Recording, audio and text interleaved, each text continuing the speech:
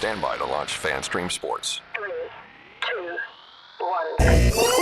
1. Let's start. Hello, sports fans. Welcome to FanStream Sports. Nothing but pure sports. This is the JP Show. JP, it is so good to hear you back on the air. Stand by. Now, here's JP. All right, welcome into a really fun edition. It's Wednesday, right? It's hump day. Hump day! I have no idea what day it is most days. All I know is I'm sitting here in this chair talking to you folks, and we are blessed to do so each and every day. And thank you guys so much for jumping in. We already got tons of comments. Show hasn't even started yet. We love you guys.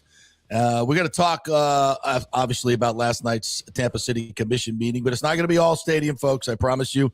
We're talking some Rays baseball on the field. We got a lot of Lightning stuff. Oh, shut up, Tim. You and all your stupid built stadiums already that there's no controversy over, right? I'm going to do a Cowboys podcast in a minute. Go ahead. Go ahead. You don't want to hear it, I know, but we do. It's a big deal here. It is a big deal. I swear to you, we're getting to the finish line. Lord, I hope. Anyway, Alan Clendenin's going to join us at the top of the show here in just a few minutes. He is the chairman of the Tampa City Council who was overseeing last night's festivities. It was really kind of fun. I had a great time last night. I had a great time at a city commission meeting. Who the hell ever said that? Wow. Yes, we did. And the Petermans showed up big time. And a huge thank you to all our guys that showed up last night. Devin, Alejandro, Christopher Palermo, Jimmy. God, I'm going to miss people. Everybody that showed up last night was absolutely freaking awesome. Thank you guys for coming out. And we were there. We were representing. I just saw they dropped the story on the Times, and the main picture is us in the back of the room standing out, nice. Of which I got admonished for. So when Mr. Clendenin comes on today, by who? We're not supposed to. I didn't know we're not supposed to clap or cheer in the city council public workshop. So yeah, it's like a press box. Yeah. So after Ken Babby got done, I stood up and cheered. And that's the picture that they used, and Mr. Clendenin was very nice about it. He said, for those of you who aren't familiar with our rules here, there's no cheering or clapping after. Oh, sorry. Apologize for that. So we were well behaved the rest of the time. You should have pulled out one of the Oh, I wanted to. I was the only one who stood up. I wanted everybody to start, a Rays chant. But that's awesome. We're not. But there are a lot of highlights from last night, so we'll talk about that with Mr. Clendenin, who's the chair, and I believe he's also on the Tampa on the TSA as well. Sorry, just got a text there. So we'll be doing that. We got a lot of sound from yesterday's Lightning exit interviews, and there was some really juicy stuff in that. Andre Vasilevsky was like, yeah, I'm not here for the bad bounces. I'm done with those excuses. We need to be better. And he kind of called out the Lightning offense as I did on the Lightning postgame show as well. Scoring 15 goals in 7 games just ain't going to get it done. Thanks. Yeah, but coming from me, coming from Vasy, it means something. And so we'll hear from him. We'll hear from Victor Hedman talking about his situation, stepping away for mental health reasons. And I think when you hear from him and see him at the podium, you kind of get a feeling for what that was all about, and that moving forward, he will be better. So we're very, very happy about that. So we'll get into that a little bit. Julien Brisebois spoke as well, and he said, we're not old. We're not old and slow.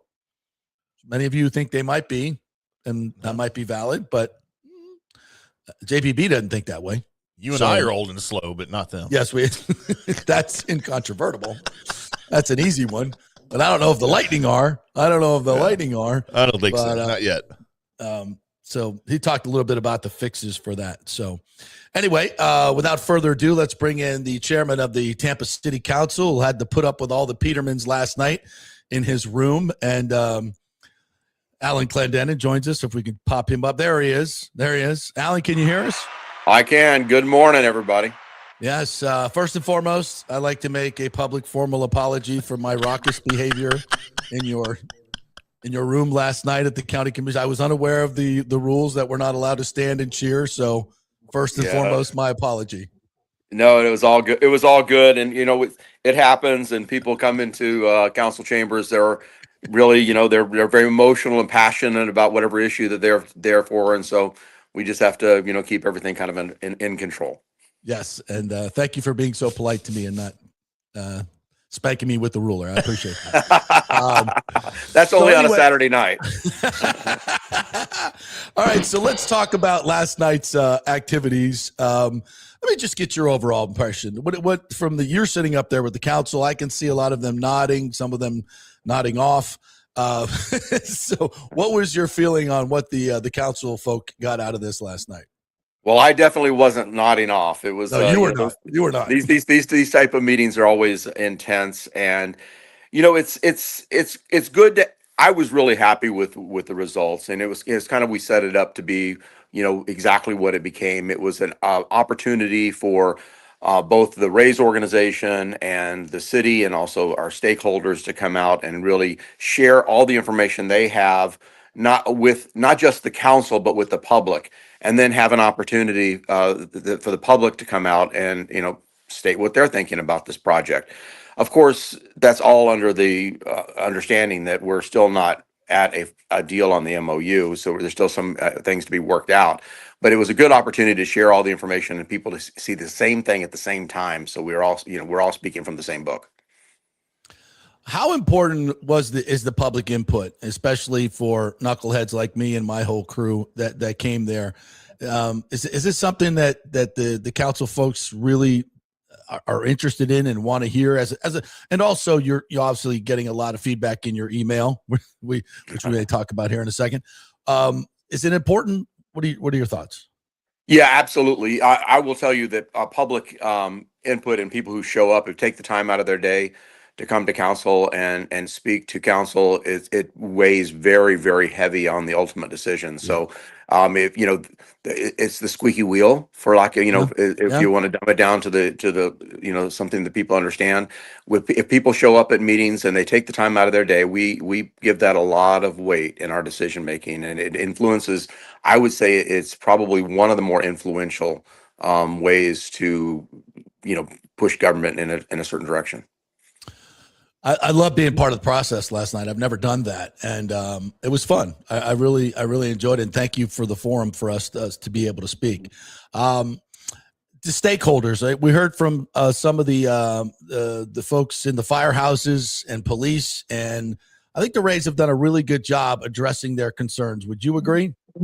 Oh yeah, 100%. I think that the Rays, this new ownership group seems to be very committed to reaching out and bringing people along with them instead of leading the parade, looking over the shoulder and nobody's behind them. They're really put a really good effort into bringing people up to the front with them. They've done a lot more community meetings than I've seen any other organization do for any other project in the city of Tampa. And their level of outreach is really unparalleled. I mean, I've only been on council for a little over 3 years, but I've never seen anything like this. I've been involved in politics pretty much my whole adult life, and I've never seen anything like this with the amount of effort that they've put into it, and the amount of listening and really. They've not only have they just been briefing people and bringing people up to speed, but they've actually adapted to what they're hearing from folks. So they've been very, very agreeable to the community and ensuring that their concerns are heard and incorporated into the project. Alan Clendenin joining us here, Tampa City Council Chair. You're also on the TSA board, correct? I am. Yes. So you're hearing it from all sides. And let's get into the numbers a little bit, because this is where obviously the devil lies in the details. Did you hear anything last night that moves the process along in terms of the numbers, either positively or negatively? No, not last night, because what's happening is happening behind the scenes with very good people negotiating. We have really sharp folks at the county and the city and TSA at the negotiating table with the Rays organization, and that's ongoing. Obviously the Rays are looking for the best deal they can and for their organization and their bottom line and for the good of the team. And the county and the city and the TSA is looking after the interest of the taxpayers and their organizations to ensure that everybody's getting a fair shot. So that's all happening behind the scenes and negotiating tables behind closed doors. Once that final agreement is made on the first agreement, the MOU, understanding that's just the first agreement. This is a really big Right. project, probably the biggest, most complicated project in the history of the city of Tampa. So, once that first agreement is done, it'll come before us, and we'll be able to weigh it out. The politicians will be able to weigh in on it, but and the public will weigh in on it again. But that's happened. Everything right now is behind the scenes. It's something I've been saying to a lot of the people because they all want, answers right now to a lot of specific questions. Right. And this is kind of all played out in the media, the back and forth. I'm not so sure that's a good thing, to be quite honest. I was in Atlanta when that deal went down, and nobody heard a peep about it until it went down. And I think there can be questions about transparency in that. I get it. But I think there's also when you're watching the sausage being made, nobody's going to eat it. So I think that's where a lot of the negativity comes from. So you're dealing in this behind the scenes stuff. How close are we in terms of money and getting this deal over the finish line? Can you give me a percentage of where you think we are right now? It's for people to have a camera that's this close. It's very close. There's just the smallest. Well, there. That happens. Phone. Some amount of details. Yeah. Just trying to prop it up on a coffee cup. Just the smallest amount of details. Still, there's still consequential details. The parking situation, so that we have adequate parking between these the different stadiums and the events that we have, ensuring that is resolved. There is still a financial gap that has to be resolved, and there's a couple of other details, but all those items really are resolvable, and I think that we're going to reach a deal. In fact, I would say I'm 99% sure that we're going to reach a deal. That this is going to come to a conclusion, and it'll go before the politicians. It's going to go before the county commission first, and it'll come before city council. We'll see how that works out, because politicians are politicians. But as far as the negotiations between our very qualified staff and the Rays organization, I think that's going to reach a successful conclusion. I don't want to get too much into the minutia, Alan, but there are some questions that I just have procedurally, and I'm not really sure of. And one of them is bonding the money. I know, like, over time, there's tons of money here in tourist taxes, right? But we need the money up front to get the thing built, and then kind of everything comes after. It makes it easier to get the funding for the private stuff and the hotels and the residential and all those things. So can that be a hurdle here, or even a stop sign if the bonding part of this? Well, people, I think, use it as a scare tactic, but quite honestly, bonding is, and I call it generational financing, because no company puts everything up front, right? You amateurize the cost of that goods and services over the useful life of the product, and so that the people that quite frankly, people that are of a certain age, they're going to not be with us, and why should they pay for it now? Let's stretch it over the cost of the life of that useful product. Also, the cost of doing whatever you're doing will increase. The one thing I can guarantee you, the cost of construction today will be will look like a bargain 15 years from now or 30 years from now. So you could wait and save all the money for 30 years. And by the time you save the exact same amount of money, it's going to cost you 5 times more to build it. So bonding is just a useful tool for government to be able to to really deliver the goods and services that people expect, and have the right people pay for it at the right time. Alan Clendenin joining us here, Tampa City Council Chair. Philosophically, I think there's two buckets here. There's people like me that say, man, and I heard a lot of this last night, there's a lot of stuff you guys need to pay for, and a lot of needs to get done. And I also heard we don't have the money to do it. I'm like, well, if I was in that situation, if I was a business, or even if this was my household, I'd say I got to go get another job, or I got to find an investment that's going to make me money. And boy, this is an investment that seems like it's the best way to get more money for the county and the city. The way I look at it, you put in $1 billion, you get at least $3 billion back. And more in terms of economic impact. And then others are like, no, we can't spend it, and more. Talk about those two philosophies and where you might be. Well, this is part of the misinformation that people, and this is when you're talking about the stuff being put out in public versus happening behind the scenes. The money that there's no extra money in the city of Tampa. We have one of the lowest millage rates in the state. The city of Tampa, we run a clean, lean machine in the city of Tampa. People think that they're, government's got all this extra money. For your property taxes, it doesn't even pay for police and fire. That's kind of how lean and mean we are. So what we're looking at in this deal is that the revenue that is created by the deal will end up paying back those bonds we talk about, what we're borrowing to pay for this project. So it's not one of the misinformation that's out there. Oh, we should be paving roads instead of building a stadium. The money doesn't exist unless we build the stadium, unless we build this 120-acre project, which is going to create the economic engine to generate the cash, to generate the money to be able to pay for these things. So it's not one or the other. The money does not exist. If you don't build the stadium, you don't develop that 120 acres of property that is basically a sea of asphalt in a suburban campus and now an urban area. It doesn't exist. There's no extra money. So that's one of the silly things that I hear people talk about all the time. It's like, no, there's no magic. There's no magic pot of money sitting there waiting for us to spend either or. It's we either build the stadium and we generate the money to be able to do these things, or we don't build a stadium and we're exactly where we are today. Yeah, which is not a good spot. Right. This is like the elementary part of this that I don't understand. And everybody that stands up and says we need money for this, I get all that. I totally get it. But I also say, well, then you're making my argument for me. You need a vehicle to create more economic impact, and this is it. Correct. This is it. That's what I said last night. This is it. Yeah. Absolutely. Yeah. Again, the biggest deal in the history of the city of Tampa, and then the crazy thing for the city of Tampa. I mean, this project is totally contained within the city of Tampa.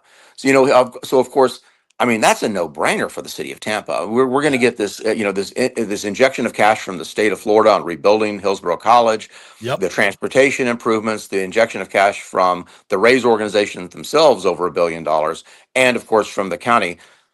I mean, sign me up. I mean, that's you couldn't ask for a better deal. And then again, if we're investing $1 and we're getting anywhere from $50 to $70 back on that dollar that we're investing, show me that table in Las Vegas and I'll fly there tomorrow. I mean, yeah, this is why there's 10 other cities lining up for this. As I told the council last night, if you guys kick this away, there's 10 other cities that can't wait for you to do that. Willing to spend, by the way, $4 to $5 billion just to get the ticket. Just to get the ticket, right? Yeah. Yep. 100%. Hey, all right. I know you got a lot on your plate. So just lastly, take us through the procedures now, the timing of what's going to happen next, and what, if you're for this, what we need to do in terms of. Oh, I did want to ask you about the emails, because we started a month and a half ago putting out all of your addresses. I'm sorry for this. And phone numbers and telling all you and everybody else. Right. You and everybody else. I know. So I know you've gotten a ton of stuff. Now there's an issue out there that the Rays somehow were spamming you guys. Can you give me any insight on that? I haven't detected that. The emails that I get have been interesting enough, for the most part, very original and very personalized emails on the project itself. Most of them, I would say 7 out of 10 of them have been positive in favor of the Rays project. I have not seen it, but I don't know what the county commission is getting. They may be getting something different than we're getting. The city, I have not gotten what, those allegations about bots and all that. I have not seen that. So finally, give us the timetable of what's going to happen now. What happens next? It all depends on what happens behind the scenes. We've got, these negotiations, this is negotiations, we've got really, again, I can't emphasize how talented the people at the county and the city are behind the scenes. Our budget analysts, our administration folks, everybody. We have subject matter experts that are sitting at the table. The Rays, they're heavy hitters too. They're coming in, looking for what they need and what they want. They'll need to reach that agreement on the MOU. Once that agreement is done, I know the Rays organization is really looking to get this done in May, because we're looking at the special session calendar for Tallahassee, the legislature, to get the money for Hillsborough College and the transportation improvements they're looking for. We want to get that in the budget for next fiscal year. And of course, they want to swing that first bat in 29, so they're trying to stay on that schedule. So hopefully, we can get this done by the end of the month for the first agreement. Again, there's going to be a lot of agreements after that. This is just the first agreement to move the process forward. All right, one last question. Light rail. Does this sports complex kind of, Buckhorn told me here in the studio that it definitely is an engine. This sports complex would be an engine to get that going, and we could get some federal and state money for that as well. Anybody that knows me knows I'm a huge transportation advocate. I dug up the streetcar expansion and rejuvenated that since I've gotten elected. So we're going to be tripling the amount of rail for the streetcar. That's happening as we speak. We've been working closely with Michael Stevens at the airport about expanding light rail or some other type of mass transit between, whatever that technology is going to be between the airport and downtown. And absolutely 100 in fact, Michael Stevens and I yesterday, that was he's the head of the Tampa International Airport, by the way, for those who don't know. We spoke yesterday about how important it is to create the stadium district, to have that mass, that increase in density, to be able to build that demand, to be able to link the downtown to airport connection with the stadium district. The activation and how many days and taking that area, again, 120 acres. And it's not just 120 acres. You're going to build out this 120 acres. It is going to percolate deep into Drew Park of reconstruction and density. People are going to want to be there. It's going to be a hot place. It's going to be happening, and it's going to be a really popular place for the city of Tampa. I think the economic impact is underestimated. I think overall, when you look back in a few years, you're going to say, who was against this? It's like Water Street. Who would have been against that? I mean, and there were, and it's always the same voices with the same arguments. Right. Allie, thank you so much for your time. I really appreciate it. And thank you for your leadership on this. I think obviously you're on the right track. We are same-minded, and I think it's great for the people of Tampa Bay, and I can't wait to get this thing underway. Trust me, I don't want to talk about stadium deals anymore. I do not. I want to talk about the Rays on the field, so we're going to do that next. Absolutely. Hey, go Rays. They're doing good right now, so let's keep up the momentum. All right. Thank you, Al. Appreciate you. Take care. Bye-bye. All right. Well, that was fun. I think everybody heard that number. That was a good number. Yeah. 99%. 99%. When you hear that interview, again, and this is somebody who is deeply embedded in these negotiations, man, how do you not just jump on this train? All I hear is positivity. Yeah. Well, and that's the thing is, like, every time you heard somebody, and listen, I completely respect people's opinions that are against this. I spoke with them last night, many of them, in a very cordial way. We're not like, oh, you freaking idiot. I listen to them, and they make, and listen, they bring up some good points, but I always come back to this same thing. And when you say there's benefits and the taxes are coming back, their answer usually is, no, that's not going to happen. Okay, based on what? It's just not going to happen. There's nothing tangible there, So I just, I hope that the naysayers don't win out. There was a lot of negativity last night in terms of talking about the numbers, but to me, that just fuels the fire that we got to get this done to produce the money. Again, I come back to so many of these stats. 75% of the 10 million people that visited the Battery. And we talk about the Battery so much because this is a real life example of what we're talking about. When people say, oh, it'll never happen, or never get the money back, nobody will ever come. It's like, well, look, it's happening. This is real life. It's going to happen. I mean, projections are projections. People talking about pandemics and, geopolitical things that are happening. Listen, you can't live your life scared. Like, oh, this might happen, and how are we going to pay back the bonds? Listen, we'll figure it out. But if you look at history and you look at where we are and what's being done, which is the most accurate way to project the future, that it all works. It all works. So anyway, I don't want to spend too much time on this, but we will come back to a little bit later on. There you go. The Rays on the field last night, Timmy, another come from behind win. A 4-3 win last night. Yandy is back after his little oblique scare. Had a big knock last night. Ben Williamson. They come from behind in the 8th. And this is a team is just starting to look a little magical. 10 come from behind wins already in this season. Shows obviously a lot of resilience and confidence. And the other thing is you're hearing this team really talk a lot about their togetherness and they're having fun. And obviously when you're winning like this, you're going to have fun, but the chemistry seems really good. The leadership seems really good. Nick Martinez has been absolutely ridiculously good. Your thoughts? Cy Young. No, look, and when you've got a young team like this and a kind of what we thought at the beginning of the season was going to be kind of a mixed match kind of roster, right? Like we didn't think very highly of this roster at all, but it seems like everybody's sort of doing their part, right? You've got a pitching staff that's so far overperforming from what we thought.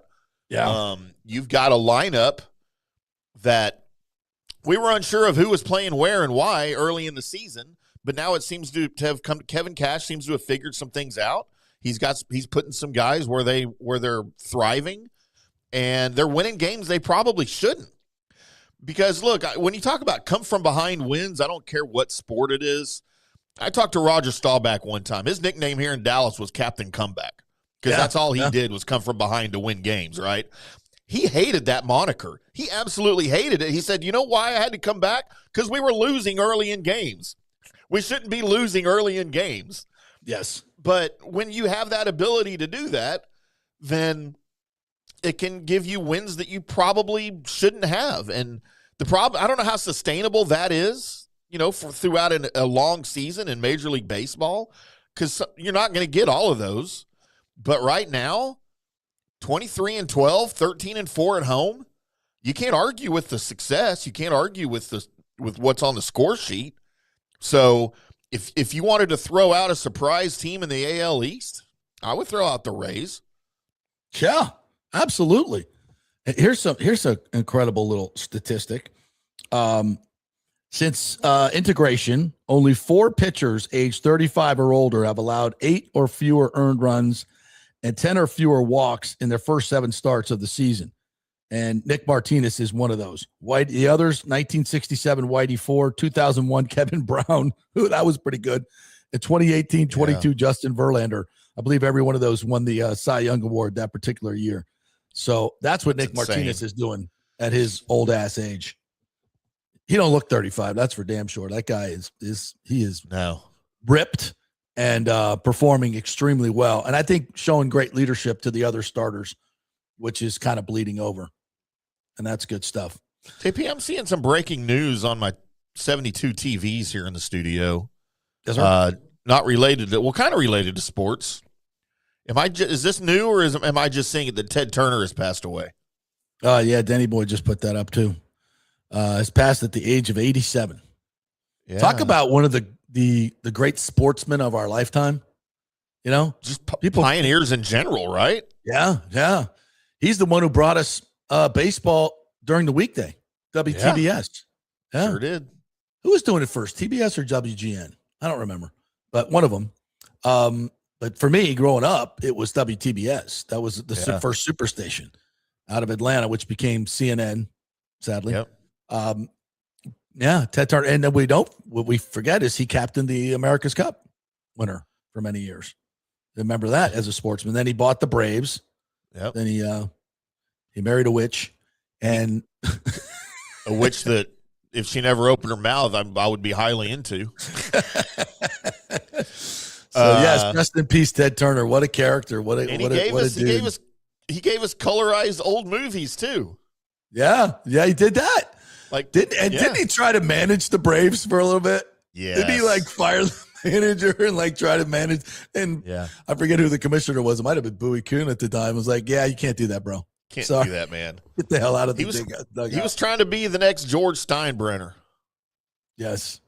Hey, at my peril, I want to go to comments here. I know, Timmy, you hate the stadium deal, but since all the folks are in here talking about it, I don't want to miss the opportunity here to. We got to get the Petermans in here. That's right. Thomas Casper says Allen is the smartest person on the council, albeit a Democrat. That's what's great about this. This has nothing to do with partisan politics. These are people that are judging this on the merits, and that's great. We don't need any of that bullshit for sure. Alejandro was there last night, did a great job. The Rays just keep adding on, which I was happy. We were able to come back to beat the Blue Jays last night. That's another series win, especially against division rival, which helps. Let's sweep them. I got it. And you did a great job last night. Danny Boy, who's not able to join us last night, said, to you, JP, Chris Palermo, who was awesome. Ron Weaver was fantastic. Devin Garnett was awesome. Said you all brought the fire last night. Thank you. Now let's get this over the finish line. It's so great to hear Clendenin say 99%, right? That's fantastic. Yeah. I said I did hear Bill Carlson, who said he would decide after the third meeting. Last night was the first of 3 public meetings in the city. I didn't know that. There's more. I don't know if I could do more, but now you got to bring it every time. Oh God! You set a precedent. Alex Nunn said you guys were so awesome. I effing love the passion. But Mr. Miranda, like Wostall, I just think deal didn't go through. But I love the passion last night. Listen, they're just 2 votes out of many, and they're going to be a no. And just to be quite frank, and I love Charlie, but he embarrassed himself last night saying that baseball doesn't play in the South. He literally said that. And I think he played for the Smokers back in the day and is still a smoker. I think it's like baseball doesn't play in the South. Like, what are you effing talking about, bro? I mean, that was weird. I've never heard again, that. I like Charlie, life. But that is just silly. I'm pretty sure the Texas League was one of the most successful professional leagues in the history of baseball. Danny says, I noticed Palermo called Miranda out just before you spoke, JP, and Palermo brought the fire, and I could see Charlie not being pleased about being called out. He wasn't pleased, and he fired back. And Palermo was awesome. He was freaking awesome. And he was right. He really did bring the passion. I want to play those speeches at some point. We'll try to do that. 813 guy says, I don't like how many negative, uninformed people who were at the Tampa City Council meeting last night. I definitely needed some tequila after that meeting. Yeah, I heard some people say that it was, they felt that it was really negative. I think, and again, a lot of it, and Lynn Hertak is a, she's a definite no probably, but I appreciate what they're trying to do and protect the taxpayer. I'm all for that. And I think the Rays need to get to the point where they have all the answers, and they did not have the answers last night. I'll be honest about that. Ken Babby will be honest about that. It's still under negotiation. And a lot of these things still need to be worked out. But philosophically, and I've said this many times, framework-wise, we're there. So now we just got to, get the right money from the right buckets and get it done. The money is there. And the money is there to bring in more money, as you just heard Mr. Clendenin say. And that's where the rub is. There's got people that say, don't spend the money. We don't have it. And there's others that said, that's right. We don't have the money. We need to find an investment tool to make more money. And here it is. So depends on what side you're on. I'm a builder. I'm not a penny pincher. We got rid of that guy as the owner. Danny says, I'm glad Chris Palermo called him out too once the public comment session started. Yeah. And I did too. I looked Charlie right in the face and said, hey, Charlie, did you know that the Rays are the #1 rated television show on cable every night in Tampa Bay? Don't tell me there's not fans here. And baseball doesn't play in the South. Are you kidding me? We all grew up playing the game. That's where most of the major leaguers come for per capita. There are more major leaguers from the Tampa Bay area than any other market. That's just it's crazy for someone of his experience to say something like that. Evan TPA says bonding is normal. Just because Tampa hasn't done it before doesn't mean it's not feasible. It's necessary and useful. I would agree. Michael LaRue says Mr. dressed in black with his $1,000 designer sunglasses is also a no vote. I can't trust the man who chooses to wear a black tie, a black shirt, and black jacket on purpose. May God have mercy on your soul. Yeah, I kind of feel that way. May God have mercy on your soul. May Hall 85 says light rail for the win, long overdue. Yeah, you just heard Clendenin say that. He's talking to the guy who runs the billion dollar airport, the best airport in the world. And they're saying, yeah, this is a precursor. If we have a stadium district, not something that's just, a few weekends a year for a football stadium, but also a baseball stadium and all the concert and everything going on, that's going to be centered right there. Yeah, that's it. And folks, we don't have to pay for all that. When you do the whole light rail thing, you get federal money, you get state money, you get airport money. Yeah. Don't we all want that? Yeah. And that solves a huge part of the parking problem. That solves a humongous part. If we can get on a rail line that stretches from downtown and into the West Shore area and through the airport. How many people are going to jump on that thing to get to the stadium instead of taking a car and parking? So all the people that are talking about, the roads, this helps get people off the roads. Again, we got solutions. Yeah. We got solutions to all the problems. Expand City Connect from Tampa to downtown Tampa. That's the thing. And this whole economic impact makes that happen. Let's do one more. Wayne Cleveland Jr. says, awesome speech last night at City Hall, JP. The guy that stood before you did awesome too. It was funny that he upset one of the councilmen who said Tampa doesn't have fans. Yeah, I loved it. Alex Nunn said, literally shedding a tear because we're so close to ending a 2-decade stadium saga. Yeah, guys, we're close, man. We're really, really close. Don't step off the gas pedal. Keep emailing your county commissioners, your city councilmen. This is not over. Keep being on social media and being positive and knocking down the naysayers. The Petermans, you got to keep doing what you're doing. We're not over the finish line yet. We're coming down the stretch. Down the stretch they come. So let's do it. Let's come from behind, from worst to first, right? What was the name of that horse? In the Kentucky JP, I think I figured out a way to maybe help monetize this too a little bit. Oh, you can always use at the next city council meeting, before you go into your 3-minute speech, I think you need to maybe do a live read. Just open it with JP Peterson, the JP Peterson Show, FanStream Sports. Got some important topics I need to discuss over my next 3 minutes. But before I do, Pitch Roofing. Pitch Roofing. Do you guys know about Pitch Roofing? If you need a roof, especially a transparent one that's going to cost $2 billion. Then play the jingle on your phone. PitchRoofing.com. I asked the guys if they do any transparency work. They say, we'll look into it. we would love to be a contractor as part of the whole deal. Absolutely. They'd be building a lot of roofs over there.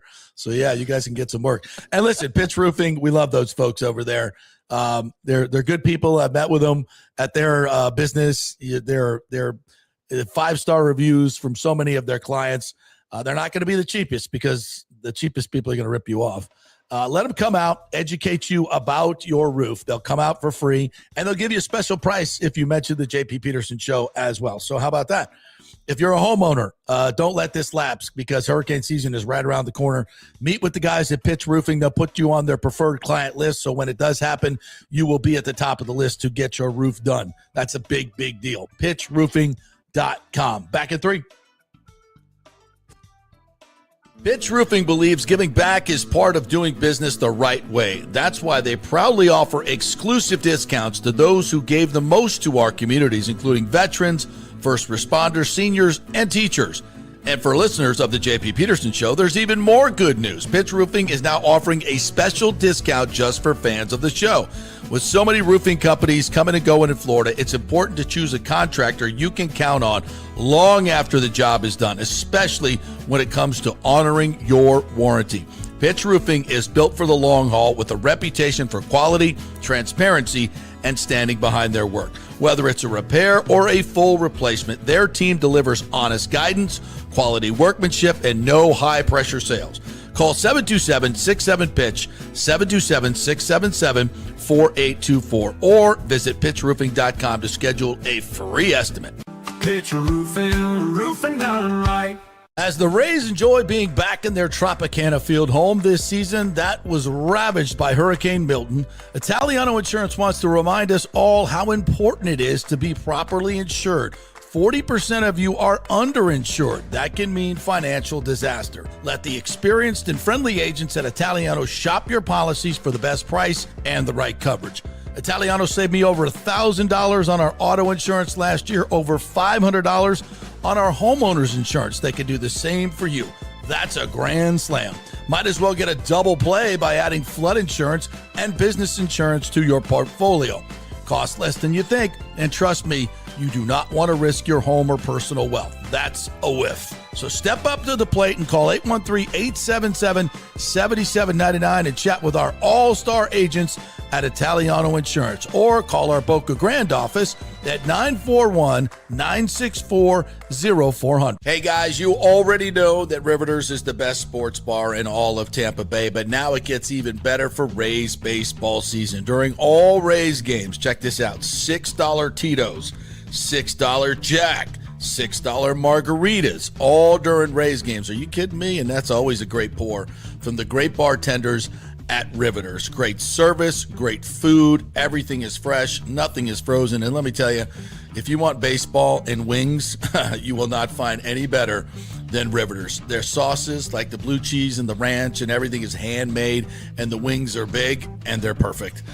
Wings, baseball, Rays, Riveters. It all comes together during baseball season. Once again, in addition to all the great food and service, you get $6 Tito's, $6 Jacks, $6 margaritas. It's time to celebrate. Baseball season is back, and celebrate at Riveters. You know where it is, right there on Dale Mabry, just north of 275, just south of the stadium. See you there at Riveters. It's Diamond Days at the Golden Diamond Source. Celebrate April's birthstone, which is diamonds, as they take center stage. Up to 20% off the diamond jewelry throughout the month of April. And don't forget, you could trade in your broken or old jewelry towards something new and beautiful. Gold prices are at a record high. Now is the best time. And by the way, they only sell natural diamonds at the Golden Diamond Source. It's real love. It should be real natural diamonds. Don't start your relationship with a fake diamond. Really, really bad idea. And for the Golden Diamond Source first-time buyers, they are going to teach you all about the 4 C's and all the different shapes and styles. They are able to show you a huge selection of inventory to choose from. And by the way, you can trust them. They've been in business for over 40 years. Don't buy something online. You have no idea what you're getting. 0% financing for up to 5 years. Make sure it's a Golden Diamond Source diamond. 3800 Ulmerton Road. Always online at goldendiamond.com.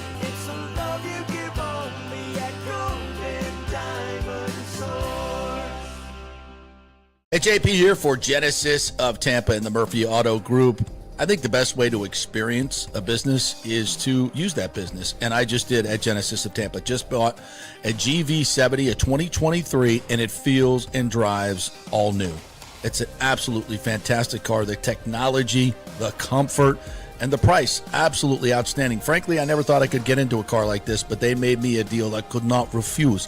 And I also get the VIP service where you can just drive right up, their pit stop service. They'll top off all the fluids, make sure your air in your tires is good, new wipers if you want them. If you need extended service, they will come to you, bring you a courtesy car, and then bring your car back. What more do you want? The experience was just VIP all the way. And you can get that at Genesis of Tampa. And don't forget, you can get extended warranty, which I did. So I have worry-free miles up to 100,000, and all they do is just take it in. Actually, I don't have to take it in. They come to me. It's perfect. It's Genesis of Tampa right there, 801 East Bears Avenue, right off of 275. Go see them and tell them JP sent you. Let's go. Right now, back to the show on FanStream Sports. All right, welcome back to the JP Peterson Show here on this hump day.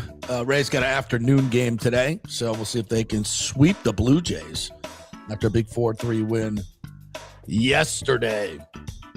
Hey, the great folks at the Golden Diamond Source have you covered for Mother's Day. Yes, they do.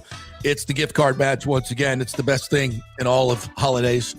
When you got to go shopping, it's so easy. You just go over to the Golden Diamond Source. If you're in Tampa, it's about 15, 20 minutes just over the bridge on Ulmerton Road, right there on your left-hand side. It's a big hulking statue in front of it. You pull up, real easy, walk right in. Beautiful, everything's shiny. It smells good in there. All the people are wonderful. They greet you. And then you say, hey, here's $500. Can you turn it into $1,000? It's like going to the casino, and you never lose. And they go, we sure can. And you get a gift card, and then you get another gift card. And then you have 2 gift cards. So then you bring one to your wife, who's the mother of your children, and you bring one to your mom, who's the mother of you. See how we did that? That was real easy. Even I could figure that out. So you turn $500 into $1,000, and then they come there, and then they go shopping because they don't want what you pick out. Let's just be honest. They want to go shopping. That's what they love to do. So you don't even have to pick something out. You just give them the gift card. So it's pretty simple. And it's running through the end of the week, $500 gift card. So get your butt over to the Golden Diamond Source, get those gift cards. They wrap it up really, really nice for you. A great presentation, and you're done. Like, you're done. So easy. Take all the pressure off. Go to the Golden Diamond Source. $500 gift match going on right now. Even Timmy can do that math. JP, I have to ask the question. Yes, Is it smells good in there something that you have to specify with places in I don't know why I said that. I just kind of remembered when I walked in there. I was like, God, this place smells great. No. I'm just curious. I think you know what it smells like? Money. It smells like money. Success. Smells like success. I mean, romance. How can you not, like, you go in there and it's just everything is shiny and new and beautiful and everybody's smiling and it's cool. It's like do they have walls of rich mahogany? It's like a diamond theme park. Yes, they do have rich mahogany walls. I believe they do. See, there you go. Fine Corinthian leather. Yeah, all that stuff. If it's rich and elegant, it's in there. Trust me. Yeah. And by the way, happy anniversary to Julie and Steve. Happy anniversary to you guys. Incredible couple. Beautiful picture on Facebook that they put up there. I was like, happy anniversary. You guys are awesome, blah, blah, blah. And I was like, damn, if there was only a place where you could go to get her something shiny, because she really needs that. Yes, the Golden Diamond Source is that place. Awesome. Just the absolute Tampa Bay treasures. Happy anniversary, Julie and Steve. Thanks for making us laugh, doing great things in the community, having a great business. It's what it's all about. It's what it's all about. All right. Lightning. Okay. So yesterday, I know we didn't spend a lot of time on this because it was kind of happening in real time while we were on the air. But obviously the headline yesterday was Victor Hedman put out the statement about his mental health, and that's why he stepped away. We kind of covered that as it was happening, and we, although I didn't think he would be back for the playoffs, but I think I had the Lightning won Game 7. I think he would have been back. He would have been ready to play. Sounds like it, yeah. So that's really good news. That's the best news. And moving forward, I think whatever, has been troubling him is being worked out. He's working through it. And I think it's especially these times that we're living in right now. There's, with phones and the constant barrage of negative stories that are, constantly in your face, that, it's tough. It's a tough time to live. It's a tough time, and we all have to learn how to deal with it. I saw something the other day, and it was like a list of, massive school shooting, war, earthquakes, it's like all these catastrophic things that happen, and you've just consumed it all in 20 seconds of scrolling. Yeah. Our minds are not made to handle all that at one time. And when you're talking about mental health and you're a guy, and I was thinking about talking about this with somebody yesterday, ever since I met Victor Hedman, right away, he's just a very quiet guy. He's a classic introvert. There's nothing wrong with that, by the way. I don't say that in a pejorative way whatsoever. That's just his makeup. And think about being an introvert and having to have your entire life played out in front of 20,000 people in live people, and another, 2 million on TV, and microphones being stuck in your face every single day, asking you pertinent questions, and everything you do being scrutinized by every moron on the planet. I mean, that's no life for an introvert. That is probably the definition of a living hell for someone who is just not made for being in that environment. And when you're 6'6" and you skate like that, and you love a game of hockey and you play so well, there comes a point in your life where people just push you into that word, Thank you for pejorative. I appreciate that. That's very nice. I'm giving everyone a vocabulary lesson. It's one of my favorite words. Since he brought it out. Since I say so many pejorative things, you do. It's good to know what it means. But this is not one of them. But imagine, and then when at a young age, you're thrust into that limelight where you just want to play hockey, right? You just want to go out there and play. It's a game you love. But when you're that good at it, people start shoving you into the limelight. And then you become a superstar. And then, now your country is, depending on you to lead them to a gold medal, and your team's depending on you to lead you to Stanley Cup. And he's done a lot of that stuff. And then you put a C on your chest, and it's like, oh, thanks for that.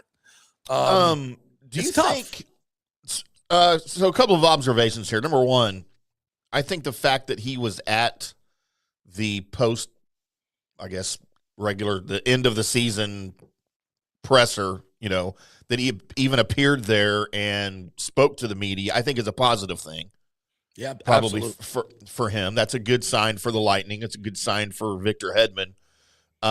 But maybe better than anybody, that captaincy on his sweater, is that something he embraces, or is that something maybe he had to be talked into, you think, with the organization? I'll just be frank and say I don't know. I don't know. I don't know him that well. I just observing the whole thing, I don't think he's that. Like I said, he's an introverted personality. That's not typically what you, and I would think just the troubles that he's dealing with and what he said yesterday, I would think that no. That's but not you can't captain say material no. Typically. Yeah. Yeah, but see, even that, when you say that, it sounds pejorative. So I don't like phrasing it that way. It's just this. And what do you say when your teammates say, or your organization says, you're the captain? You are obviously the captain. Do you say no? No. In the hockey culture, no. You don't say no. You can't. You can't. Now, when you go home and talk to your wife, do you go, wow, okay, more pressure? Yeah, it's a lot of pressure, man. Maybe. I don't know that casual hockey fans understand the responsibilities that come with that C. It's a big deal. Explain. It's a lot of responsibility. I mean, you are the spokesman on the ice when you're on the ice for all of your teammates, and they rely on you to do that. And if that's not your personality, that's a tough task to handle as a captain on the ice. Yeah. And to the referees and to the locker room and to the coaching staff, that is all on you. You are the player representative to everything. Yeah. And if that's not your personality, and again, it's not a negative. Not everybody has that personality, and that's okay. And that's okay. I think the decision to put the C on a player's sweater, sometimes organizations don't make the right decision. Just because it's the best player or the more popular player, that's not always the right guy. Or the elder statesman. Or the elder statesman. Yeah. You know what? Mike Modano was in Dallas for God knows how many years. 20 years. Was never the captain. Because he's not that guy. I would have. Is he more like a Hedman? He's served. Well, it's funny. I mean, knowing him like I know him, I would not even call him an introvert. But on the ice, he was the quiet one, man. He wasn't out there yelling and screaming. He was leading by example, not vocally. Clearly the best player on the team, but never served as captain. And usually the best player is your captain. Yeah. Right. Yeah. I mean, if you're usually your most respected player too. Right. And the reason you're still around is because you're playing good hockey and you've done a lot. Right. Here's Evan. I'm sorry. We're trying to get to this one. Evan PA 813 says, and then your play diminishes and everyone starts disrespecting and talking crazy about your game, has to take a toll on Hedman. Yeah. And then you got a snowball going downhill, and that's no good either. So, yeah, I mean, what do you do? Take the C off his chest? Does he say, I don't want the C? It's complicated. It's a slippery slope, man. Yeah. And I'm not equipped to say what's best for him or what's best. I'm not in that locker room. I have no idea. I just, from the outside, I would just say, I'm just having a lot of compassion for Victor Hedman.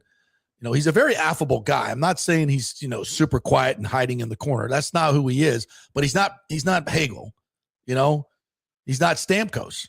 It's just different, and everybody's different. So anyway, let's listen to Victor. Did Hedman serve it as an alternate when Stamkos was here? Was he already an alternate? He would have had to have been, right? Yes, I believe so. Yeah. Let's hear from Hedman. Go ahead, pop that up. Better for you to do it than me. Yeah, I got to find it. Here we go. Maybe. Let's go, Victor. Not working? Should I try? It says it's playing. It's not. It's not playing. StreamYard, we hate you. Man, I'll tell you what. Hang on. Just give me a segundo here. Sure. As Orestes would say. I'll put this up. I hope that Hedman passes the C over to Hagel for the betterment of everyone. Again, let him decide that. Crap. Evan says you're wrong. Madonna did become captain in 2003. He might, later. He might have later. Yeah, that's probably accurate. But that was after Darian Hatcher retired. Darian Hatcher was the captain here. And before that, it was Mark Tenorti. They were both big defensemen. That's where the organization liked to go. All right, let's see if we can get it. What's going on here today? For the love of all that is holy, may God have mercy on your soul. God have mercy on the soul. All right, let's try another one. You want to try Vasy? See if that'll work. If not, I'll have an alternate. A workaround, as we say. Yeah. All right. Well, we'll go. I'll tell you what. We'll do this after the break. We'll try and. Yeah, give me 2 seconds, and I'll get him reloaded elsewhere, and we'll get him going. All right. So other observations yesterday. Julien Brisebois, basically said that don't expect big changes in the offseason. There's not going to be a roster overhaul. Nobody is panicking. I believe the quote was, "You need breaks to win a championship, but first and foremost, you need an excellent hockey team." Brisebois said. This is from the Great Lightning Insider.com website of Eric Erlandson. If you're not a member, you should be. Don't call yourself a Bolts fan without being a member. We had an excellent hockey team this year. We're going to have an excellent hockey team again next year, just based on the players that we expect to have coming back. Guys are already under contract. I have every reason to believe that we're going to be a contender again next season, and we're going to be fighting for a playoff spot. We're going to be driven to do better than we did this year, and I believe we will do that. So obviously they have some big things they got to figure out. And the first and foremost is Darren Radish. Darren Radish was fantastic this year, obviously setting the new record for Bolts defenseman with 22 goals. And that's after being a healthy scratch multiple times in the beginning of the season. And Darren was very, he was upset that he wasn't playing, and he should be. And he just finally said, play me. And they did, and that's what happened. So he says he has nothing against the organization. He said all the right things, that they gave him a great opportunity, blah, blah, blah, blah, blah, blah, blah. But, I mean, it's common sense that the guy's getting healthy scratched. He feels he's better, and then he goes out and proves he's better than that. Yeah, I would think that he would be very open to going to another organization that he might think would value him more. And even at midseason, when Brisebois was asked about Darren Radish and he was kicking ass, he was like, we got to see more. It's got to be more of a sample size. And I think, obviously, that's correct, but I'm certain that Darren Radish, that wasn't music to Darren Radish's ears. Yeah. So, he said, basically, I'm going to get away for a couple weeks, Darren Radish did, and let the agent handle it. And, Is this a contract year for him? Oh, yeah. He's an unrestricted free agent. Go so get him they stars. have to. Yeah, so there are going to be a lot of people coming after that 99-mile-an-hour shot. Dallas needs some blue line scoring. That's for damn sure. Yeah, and, for my money, we can't afford to lose him. We can't afford to lose him. And I believe the Lightning, with the expected increase in the cap, have something like $16 million in cap space to work with. Now, they've got other players they got to re-sign, and they want to bring some guys in. I heard that number yesterday. I'm not sure. I have to double check to see if that's correct. Sounds like a lot, but anyway, to me, he's got to be your first priority. Because listen, I love that Victor is on the comeback, but you better have a plan B for your power play, and that's a pretty damn good plan B. In fact, I don't even want to call it plan B, because if Hedman comes back, if it's me, I still want Radish on the number one power play. I mean, that shot is lethal, and he knows how to take it. He knows how to get it through, and he's only going to get better with more playing time. And with Kucherov's setup ability on the power play. Now, listen, did Montreal take that away? They did. And mainly because we didn't have enough threats on the other side of the ice, meaning Bjorkstrand, whoever they were going to put on that side opposite Kucherov. That power play was awful the last month of the season and in the playoffs. It was terrible. And, it seems that they need to find a much better system than what they're doing. It's a lot of standing around. It's a lot of passing going on and not enough shot taking. That power play could have been the difference in the series, obviously, and it was not. So listen, Brisebois is right. They've got a really good hockey team. In the regular season, they have a fantastic hockey team, but it's 4 first-round exits. I don't see how you can stand pat this offseason after that. You've got to make some major moves, in my opinion. I mean, the way you got manhandled in the postseason, and I don't necessarily mean manhandle. Well, I don't know. I don't mean that's like the Panthers manhandled you. I don't mean like that. Right, that didn't happen. Yeah, that you weren't out physicaled. I think you were out hustled. I would agree with that. I think you were out hustled. I would agree with that. For sure. I said that in the post-game show right after Game 7. I said the effort that we got in Game 6 and Game 7 was fantastic. Where was it in Games 1 through 5? Especially Game 5. Where the hell was it then? I mean, this is. I've said this for years. There's going to come a point when you can't flip the switch on again, and I think we're at that point. Yeah, and age will do that to you. And I've talked about leadership in the room, and to me, bringing that intensity from the drop of the puck, Game 1, not Game 6, when you're facing elimination. Game 1, that's what we used to do when we won cups. That started from Game 1, puck drop 1. Right. And that wasn't there in this series. Yes, you could say they were faster, or you could say they out-hustled us. I think the Lightning gave them way too much time and space. Not in Game 6 and not in Game 7. Well, a little bit in Game 7. A little bit. So I think that leadership is something that is lacking in the room. I'm not touching John Cooper. You got, and there's people talking, get out of here with that. No, he's the best coach in the game.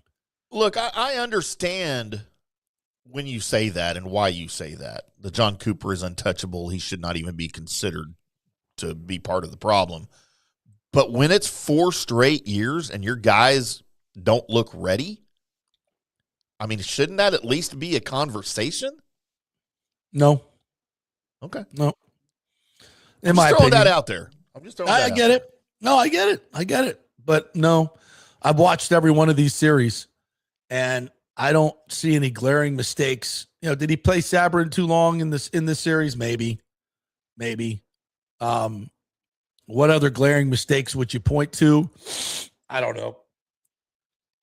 Sorry, allergies. And I went into this series, one of the biggest things that I said was this is going to come down to coach versus coach, and the Lightning clearly have the advantage. But at the end of the series, I don't know that Cooper wasn't out-coached a little bit. Well, how so specifically? Matching lines, changing lines, personnel. Suzuki's line was completely shut down. The only goal Suzuki got was absolutely a redirect that went off a skate. And you let Montreal's third line score 7 goals in this series? Yeah. That was an issue. Could also say the roster wasn't deep enough. Losing Holmberg really hurt too. Oh, for sure. All right, I'm about to have a huge allergy attack. Let's hit a break. Here we go. Because I can sneeze 15 times. I'm gonna have to hold the live read till after as well. Okay. Quick break. Back in 3. Well, the folks at Third Generation Plumbing and AC want to say thanks for making them so dadgum busy. Of course, advertising on your favorite Tampa Bay sports talk show helps, but it's their incredible customer service, honesty, and integrity that have earned them tons of 5-star reviews. And now you could be part of the team at Third Generation. Yes, they are so slammed, they need to hire more certified AC technicians and plumbers. It's a great family business to work for. My buddy John Rodriguez runs an old school family business since 1995. They pay well, give you all the holidays off, and they offer great benefits. No cold corporate atmosphere here. You're part of the family. If this sounds cool to you, call them and apply at 813-961-8024, or you can email your resume in at thirdgenerationplumbing.com. Just go to the website, you'll see the button, email them, or call them at 813-961-8024. And don't forget about the $169 yearly maintenance special. It's a no-brainer, guys. thirdgenerationplumbing.com, and they also do AC. Ciao, Paolo Tini here, owner of Caffè Paradiso, voted number 3 People's Choice Award on Open Table. I want to thank all our loyal family of customers that have been enjoying our great traditional Italian dishes we make from scratch every day. It's a great family story we're proud of. Our family moved from Rimini, Italy in 1984. My dad, Caesar, started Donatello, and that's where I got the start in the restaurant business. I started Caffè Paradiso on South McDill in 1995, and we've been there ever since. From our traditional ossobuco, a veal slow roast for 4 hours, to our daily fresh catch, the Gruppo Paradiso, with a piccata sauce and lobster claw meat, homemade pasta like lasagna, farfalle salchicha, which is a bow tie pasta homemade with fresh sausage. Hold on a minute, JP's favorite. I love it. So come and have a glass of wine with me on South McDill. Get a reservation on Open Table and see all our 5-star reviews. Ciao, see you soon at Paradiso. Sports fans, it's time to gear up. Head to fanstreamsports.com and check out our brand new merchandise store. We're talking bold t-shirts, 3/4 zips, hoodies, hats, mugs, and more. Everything you need to rep your favorite shows and your favorite crew. Whether you're rolling with the JP Peterson Show in Tampa Bay, From the Rough in Dallas, the Tim May Show featuring Clay Hall, or the Jeff Thidoff Show in Ohio, or any of our FanStream Sports original programming, we've got the perfect look for game day and every day. So don't wait. fanstreamsports.com. Click merch and grab your gear now. Wear the stream, live the stream, fanstreamsports.com. Welcome to Kingmakers, home of the JP Peterson Show studio and Tampa's premier business networking and social club for members only. By day, it's an exclusive, vibrant co-working space with a stylish conference room, focus rooms, a full production studio, and an in-house marketing team. And by night, Kingmakers transforms into a sports-centric social hub with a full sports bar, golf simulator, and exclusive events. For young entrepreneurs and seasoned professionals, it's the perfect place to work hard, play hard, and make big moves in Midtown Tampa. Close the deal, celebrate the win. Only at Kingmakers. Become a member today at kingmakerstampa.com. Your business, your club. Hey, JP here for my concierge medical professional, Chris Lugo, PA. You've heard him on the show for a couple of years where he shares invaluable medical, nutritional, and supplement advice. With Chris, it's like having a medical provider as your best friend. What I love about this concierge service is the convenience and support he offers. I can text or call him 24/7 with any questions or concerns, and he'll promptly call in a prescription if needed. No office visits or copays required. It gives me peace of mind knowing I have someone genuinely invested in my health, not just focused on insurance profits. And the best part, the Bay Area Modern Medical Center's personal concierge service is more affordable than you might think.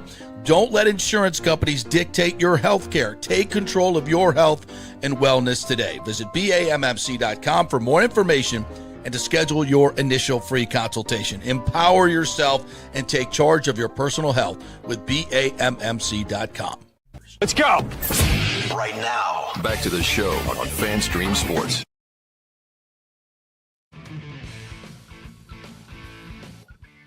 Welcome back to the JP Peterson Show. Whew. I survived that allergy attack, I think. Feel better? Yes, much better. Much better. We got some big weather rolling in here to the studio location here in glorious Addison. Oh, really? Like big weather about to roll in, yeah. Okay, well, if you drop off, then I'll just know have Big why. O and I carry the show the rest of the way. mean, Johnny we Gerber usually do joining anyway. us 11:30 to talk. To talk golf. We're gonna do some golf picks. Truist Championship and the Myrtle Beach Classic, both tournaments this weekend. The Truist Championship, is that in Charlotte? I don't know where that is. When they keep changing the corporate names, that's a hard one. I know for it's me. hard to keep up with, right? I'm trying to remember what the Truist used to be. Who's that? I used to could connect the name and the sponsor with the course in the area, The location, yeah. But now it's like these goddamn corporations taking everything, changing Make up their everything. damn minds. It is in Charlotte, Quail Hollow. Yeah, it's Quail Hey, Hollow. I thought that's what I thought. The Truist Championship. At Quail Hollow. I played Quail Hollow. Very nice golf course. Very difficult. Very difficult. Big O, the big brown Cuban, is here. Is he the big brown Cuban or the big black Cuban? I don't know. He says Big O, the big brown Cuban. He says both. What's up, Big O? Is it big brown or big black? What is it? I would say I'm more like chocolatey. So very caramely. Where were you last night, honey? Where were you last night, honey? I was out. I was chocolatey. I was out eating some chocolate. She was chocolatey. Big brown Cuban. Speaking of big brown Cubans, last night, so he's at the Tampa City Commission meeting, and Charlie Miranda's saying baseball doesn't work in the South. And so there's like an intermission break. There's a halftime, thank God. And Big O goes up to Charlie, who's about 5'7", 120, if that. And he's like, I don't know what the hell you said, but it was funny. What did you tell Charlie Miranda? First of all, Charlie and I go way back. Charlie is a good person. Charlie just believes what he believes, and he believes kind of in like spreading the wealth type thing and all this type of deal. But what I told him was, stop. I'm what kidding, I told him, I mean, Seinfeld would say, meh. But what I told him was joking around because he's been there so long. I go, dude, you're older than everybody put together on that council. And he goes, yeah, you're probably right. And then you said he's a pain in the ass too, didn't you? And yeah, he can be, but I love him. A lot of people love him. But the reality is, and I'm going to reach out to him to come on the show. He's an engaging, funny cat. And he has his beliefs, but you got to listen, and listen, of all people, I know JP Peterson as well as I've known you for a long time. You listen to both sides. There's not a problem for you doing Absolutely. that. Absolutely. And I commend you and love you for that. So it would be interesting because the main question I would ask him, and I think you would almost lead off like Chandler Simpson with it, with a bunt single, if not a single up the middle, is Charlie, you were against the Bucs, redoing their stadium, the old Sombrero, and building, That's right. that 30 some odd years ago, 30 years. And look what it gave us. So that would be question number one, because there is no getting around the fact that that's been an incredible success and obviously has parlayed into hundreds, if not billions of dollars. Absolutely. And we built it for $168 million, which I would argue is the best money we've ever spent. Using the SITS money. Using the SITS money, which a lot of people are philosophically against. I'm not, because again, it's an investment and you get more money back. What better way to spend our money, especially our public money, which we waste a lot. We waste a lot of waste, a lot of fraud, a lot of that stuff. So at least we can look at a big ass stadium and go, hey, that's what we spent our money on. Right. It worked. And there it is. And getting the rewards from it. I was there. Actually, it was a weird kind of halftime. It wasn't really a halftime because I believe there was only really pretty much you guys stuck around for another half hour after that little break, just to allow, thankfully, some really great public, just fans and just constituents to be able to get up there and say their piece. You did a phenomenal job, no surprise. You're polished and you explained it perfectly. A bunch of the other guys very proud of Alejandro Noriega and a few other peeps that came up there. The Petermans were definitely in full force, and they explained themselves passionately and properly. But I will say overall, if this is a ball game, if that event was that meeting, council meeting, a public forum was a ball game, I'd say the Rays won 8-2. You know what I mean? It was okay. Yeah. Convincing I win. think it was a convincing win, and I'm going to tell you why. Because Did Nick Martinez get the win? Martinez got the win. Tabby got love the that. win. By the way, Hamon, Cy Martinez. Cy Martinez. I'm gonna stick with that one that you came up with all season. Let's hope to God he does win the Cy Young. That will be wild. God, how great would that be? I'm gonna make a lot of money. 35-year-old dude retread gets wins a Cy Young. Well, he'd be a one and done then because we won't be able to re-sign him.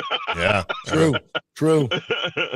No, but getting serious. The reason is because I'm sitting there was there from 4:45 to shoot, 7:30 pretty much. 8:30. And yeah, you guys stuck around. I left at 7:30 after the break.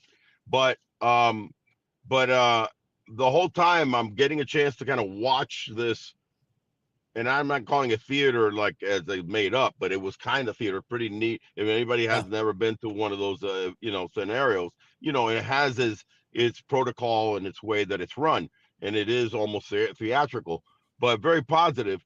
And then I think the points in the end, JP, the points that were made outweighed. That's why I give more runs to on the Rays support side, because there were some good points about, hey, what if the property tax has a hiccup, and I don't think it's ever going to go completely away, but it could be devalued a little bit. And but then the counter punches were phenomenal. The counter to that was it would be a debacle and a catastrophe for the whole state of Florida. Right. And if we did lose that, what's the first thing we would be doing if you lose that property tax revenue? What's the first thing you're going to do? You said, we need to find a way to make more money. How are we going to do that? Oh, wait a minute. Here's a big ass stadium deal right in front of us that's going to bring in 10 million visitors to our area and bring their money in to help us pay for these things that we need. That seems like, and you'll never find a bigger vehicle or opportunity investment vehicle than the one that's sitting right in front of you right now. So for everybody's bitching about not having enough money, this is the answer to your problems. Invest and make more money, right? I totally agree. And I think that, again, there's quid pro quo and there's give and take that you're going to have to still navigate through. But the bottom line is this ownership group and organization has stepped up like nobody's business. I mean, they're stepping up beyond the debacle of the past ownership. Beyond. Because, we want to compare it to that. You really got to compare it nationally. Yeah. You know what I'm saying? You got to compare it to like other deals and other ownerships in other, major sports, and what have they stepped up and tried to do. So this is formidable what the heavy lift they're trying to create, but they need the partnership, and they're willing to share in the benefits and the proceeds and the revenuing for decades to come. Well said, my friend. Well said. Did you get a chance to watch the game last night at all? I did. I didn't watch the whole game. I had to go to I had a dinner meeting after what we were at. So I caught, the highlights of the game last night. The things that stood out dramatically was what I've been talking about for the last, forever, because you always know that I talk about risk. But also within talking about risk, we dealt with it yesterday in the show at a lot with reference to Aranda. Why is Aranda back? He said, to hell with it. I'm going back up the middle, left center, right center, center. Where were the 3 RBI singles? Right back up the middle yesterday. Completely back up the middle, almost to the point. Like the conversation I was having with my kid that's in Japan, I wanted him to call. I want him to call me, or I can watch his game. So I do. I'll stay up at 2 a.m. and be watching a game in Japan, believe it or not, because I'm so about this kid. And I tell him I want to see, or I want to hear you tell me that you jammed yourself into a base hit over the shortstop's head or second baseman's head. Because that's what what these guys did yesterday. I think the only one that was sharply hit was Aranda's. That was a bullet up the middle. Yandy pushed it up the middle. The kid Williamson, man, I really like his swing. By the way, he's got such a good what we call in Japan each Nissan swing, which is that one take back 2 stride 3 swing each Nissan. and he kind of pushed it up the middle. 3-run score. You're not spinning the win, and then you go out and you play good defense. You get a quality start by Big Red, Rasmussen, and then the bullpen, bro. What Hamon, what the hell's happened to our bullpen? We are like the best bullpen in baseball all of a sudden. No, it's impressive, man. Like what JP and I talked about at the beginning of the show, if you had the most unexpected success story early in the major leagues, it's the Rays for sure. I mean, there's no question. I would say yes, because I mean the close would be just the craziness of what the Atlanta Braves are doing, right? Sure. You know, because they're just because they're a really well put together team, but a shitload of injuries, you know, to their pitching staff. So you're like, yeah, there's no way they're going to overcome that. And here comes, you know, Johnny and Tommy and Bobby, guys we don't even know that are pitching well for them, along with, you know, a reemergence of Chris Sale, of course, but the veteran. But really, it's the Rays because of more no names in a big picture, even delving into the bullpen when right away you had, you know, 3 of your guys. Remember when I talked about the 9? The 3 main guys in my bullpen of those 9, I got the tremendous trio of the hitters. I've got the main pitchers being, you know, obviously Rasmussen, Pepio's down, and you know, but the 3 bullpen guys all were either hurt or struggling guys. You know, you had Griffin Jack starting out horseshit. You had Clevenger get hurt early. Uceda's on the on the IL to start the season, hasn't reared his head yet. So you were kind of, you know, doing a Macarena, if you will. And I know that my boy can do a really good Macarena. And by that, I don't mean JP. I mean, of course. Oh, I've done my share. Tim Hamon Ham, who can do a Macarena. In fact, if I'm not mistaken, I think he was doing Macarena on Cinco de Mayo just yesterday. Oh, man, you don't even know how much Macarena I was doing. After that 12th tequila shot, it came out. I was doing it pantsless, too. No. Oh, no. My God. Oh, my God. That, dude, I don't know if you know no this, video needed. JP, that is not called the Macarena. That is actually called Consult. It's called the helicopter. We have another word for that. The helicopter. Yeah. Holy shit! Yeah, that's not right. I can't get that out of my. I can't get that out of my mind now. I mean, you started it. It's like a combination of a crazy hockey guy, Duck Dynasty, and the helicopter dance. Yeah. It's not good. It's not good. Hey, by the way, what is? I want to hear something though. What I saw in you know, when you were describing the show, what's going on with the Lightning? Is there some moves? Or there some stuff going on? Did I miss it? No, we're trying to play some of the interviews. We were having technical difficulties. I think drama. Timmy's got that. Yeah, because I mean, yesterday Vasy went to the mic and he was brutal. He was brutally honest. He's like, our defense was good enough. Our offense wasn't good enough. And he's 100% right. 15 goals in 7 games ain't going to get it done. And you know, it seems a little, you know, people might say, wow, he's calling out the offense. Well, he should be calling out the offense. You know, I like that. He's kind of like the captain, if you will. Yeah, he's one of them. And he's speaking up more, which I like. Yeah. He's stepping forward Nothing more. wrong with that, man. No, hell no. Absolutely no, but not. here's the issue with Vasilevsky calling out the offense. Hey, Vazzy, how many goals did you score in the series? Shut up. Shut up. That's what I thought. Come on now. Look in the mirror. Yeah, he can look in the mirror and say, I did my effing job is what he can do. And there's a lot of guys on this team that can't say that. Go score a goal. Vasilevsky, to me, is Greg Maddux. And he didn't score a whole shitload of runs. That's right. Didn't need to. That dude, and I'm not a super hockey guy, but I just know enough and hear enough and see enough that guy's a magician back there. So chicks dig the long ball. Man, chicks dig the split. And there's a lot of Lightning fans that probably weren't happy to hear Julien BriseBois say, "Hey, don't expect a whole lot of changes." Listen, if I'm a Lightning fan and I've paid for 13 postseason hockey games and watched my team lose 11 of them at home, I'd be pissed. I'd be really not after a freaking couple pissed. days. You're still lingering on from that wound of Hell yeah. another ousting of the playoff first round. Yeah. You don't need to come out and say there's going to be wholesale changes, but you also don't need to say there's not going to be any moves. You have to make some moves, brother. And he's not going to telegraph it to the rest of the league. Yeah, we're cleaning house. There's that too. You don't have to clean house either, but you got to get some fresh legs in there because the bottom line is, you're just knocking your head against the wall with great regular season and.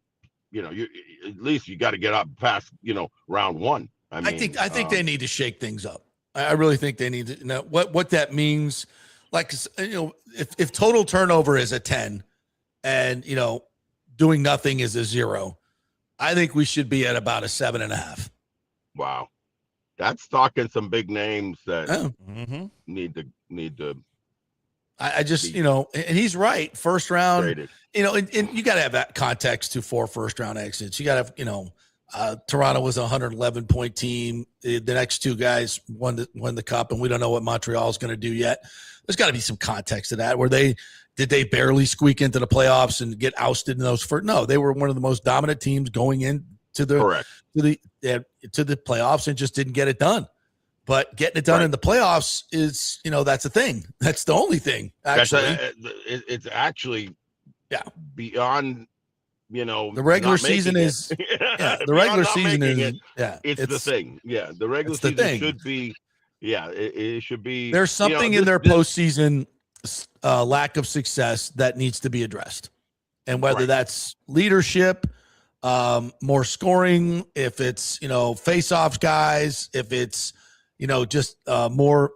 I don't think we need more grit. I don't think we need to fight more. We led the league in fighting majors. I don't think that's part of it. I don't think we're getting pushed around anymore. But there needs to be a little bit. I think we could certainly add some speed and some attack to our game. There's no question about that. So we're close. There's no question we're close. There's no need to blow it up. But I would say, there needs to be some changes, some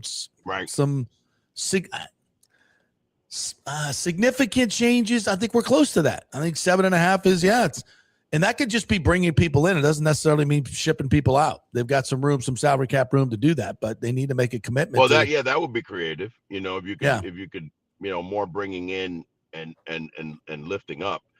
As far as the leadership, again, looking from the outside because you're on the inside. With their head coach and Cooper, being. I ain't talking about Coop. No. But I'm saying so good that I can't see how he would let the leadership slip. You know what I mean? I look at this as being more a actual physical talent level that is not, playing up to par, or even like I talk a lot about the heightened awareness. The heightened awareness player, you need to go and get those guys. You need to go those guys that lift their game. Isn't going to make a pass when he's got a wide open shot. Yes. You know what I mean? He's not going to freeze. Yes. That isn't going to not swing at a 3-2 fastball down the middle with the bases loaded. You just can't do that. You can't have those players. You know what I mean? He's going to pass up a bucket in a playoff and pass it to a 3-point shooter when you got the layup and you only needed 1 point. Those things, you see them in the playoffs. And you're like, okay, guys who take charge. It's not playing at a heightened awareness playoff level. And there are guys that struggle with that. And we have guys on this team that were those guys, but have not been lately. Yeah, that's weird. They either don't have it anymore or they got to recapture it. But I'm going to ask one more hockey question because it's interesting. Because again, I'm just talking from a fan from the outside. It seemed like after Stamkos and that guard, mainly him. I mean, the dude was legendary, right? That was about what? About 4 years ago? 5? That he left? 2 seasons ago. We've played 2 seasons without. Well, it seems like more. More. Okay, so it was 2 seasons ago. So he was a part of one of the debacles in the first round. Yes. Yeah. A couple of them, actually. Right? Yeah. One of them. Yeah. Yeah. One of them, because if it was 2 my brain doesn't ago, work that way very well. This is the 4th one. So he would have left. Yeah. He was part of the first. Because he was such a glue to that team and the major success. as a skater, but also as a leader, right? Yeah, absolutely.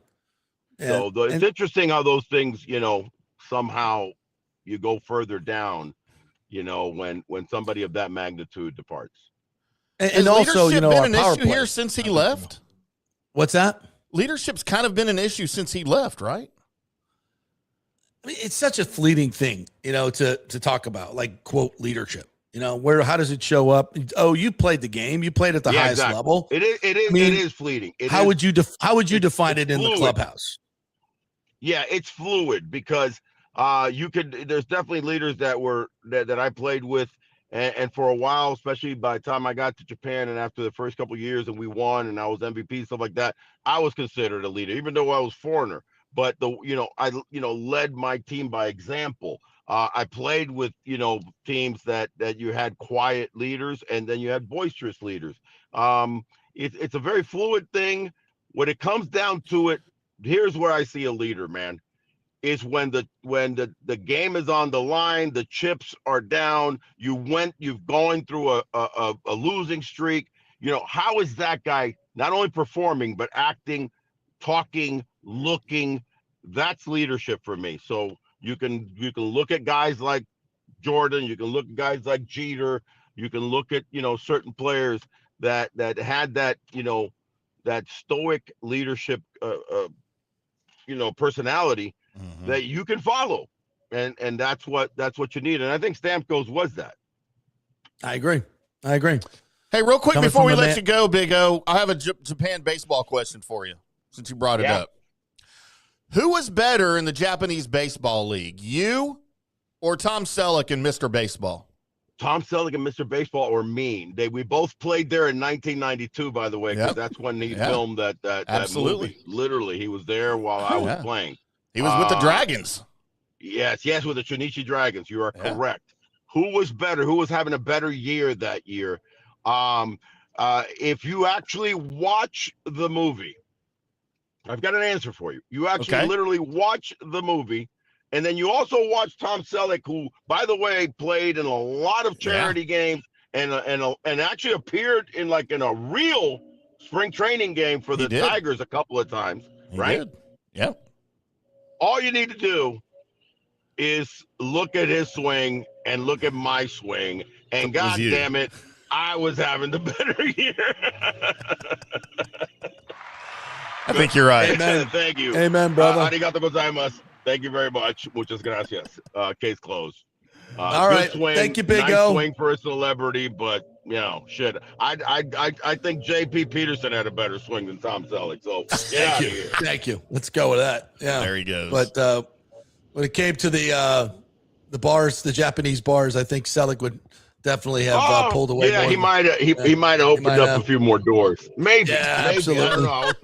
I was pretty damn hot. I know you were pretty good, but that's that mustache, bro.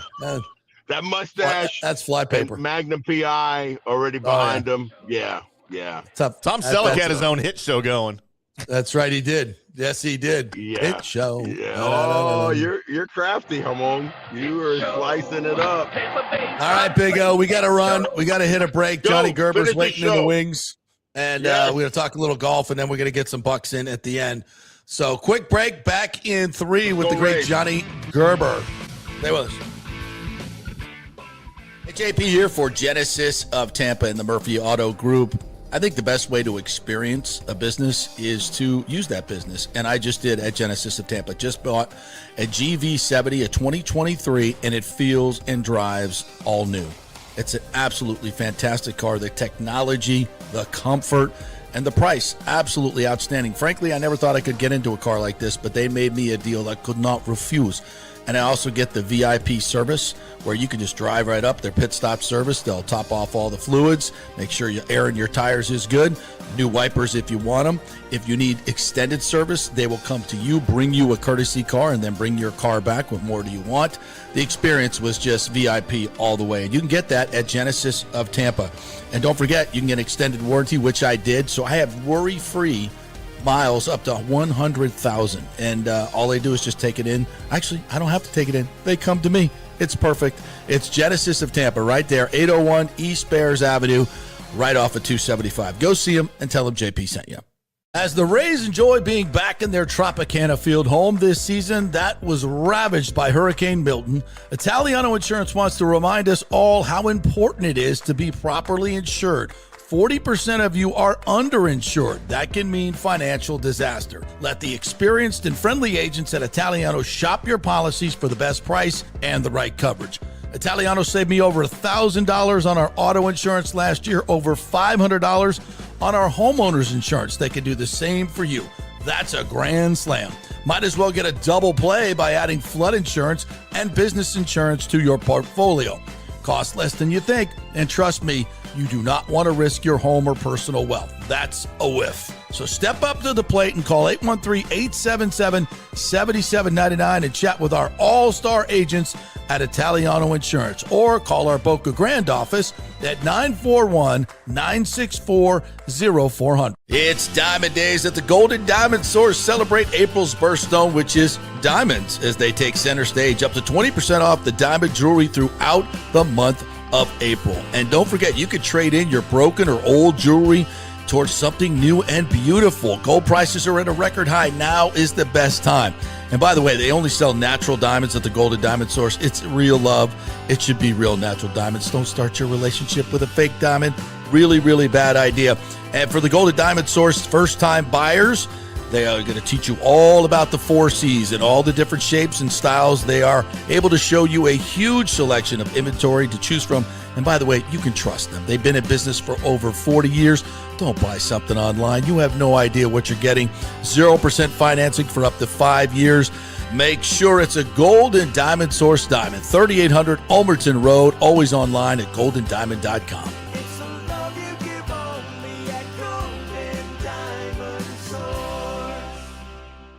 Hey guys, you already know that Riveters is the best sports bar in all of Tampa Bay, but now it gets even better for Rays baseball season. During all Rays games, check this out, $6 Tito's, $6 Jack, $6 margaritas, all during Rays games. Are you kidding me? And that's always a great pour from the great bartenders at Riveters. Great service, great food, everything is fresh, nothing is frozen. And let me tell you, if you want baseball and wings, you will not find any better than Riveters. Their sauces, like the blue cheese and the ranch and everything, is handmade, and the wings are big and they're perfect.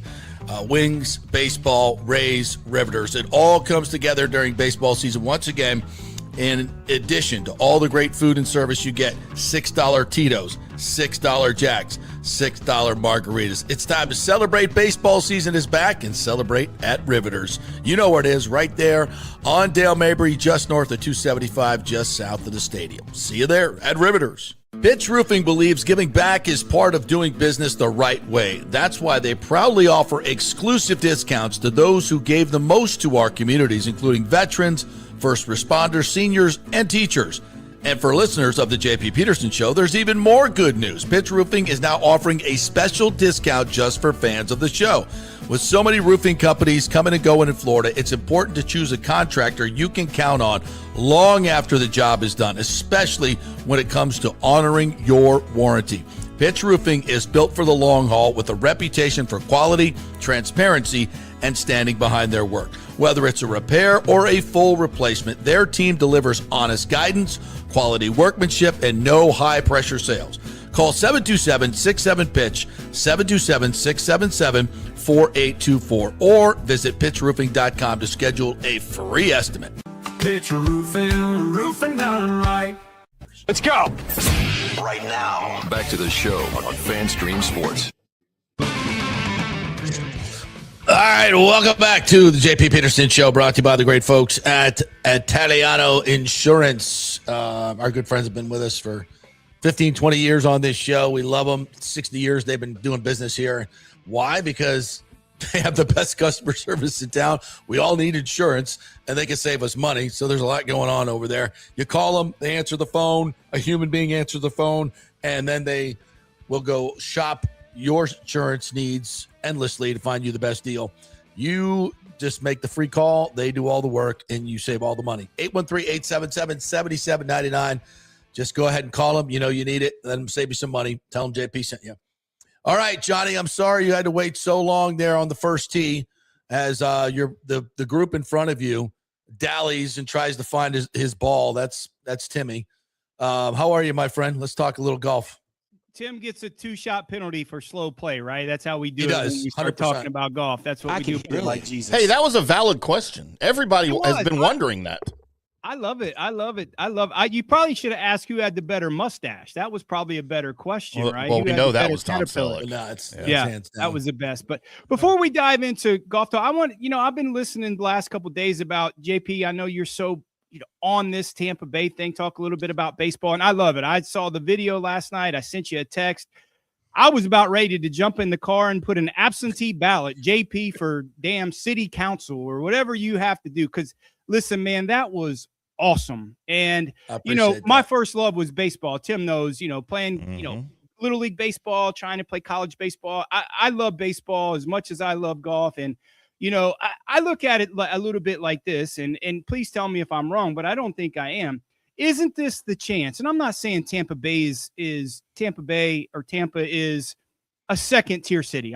This is not what I'm saying. But no. Listen, hear me out. It is. Oh, okay, for sports.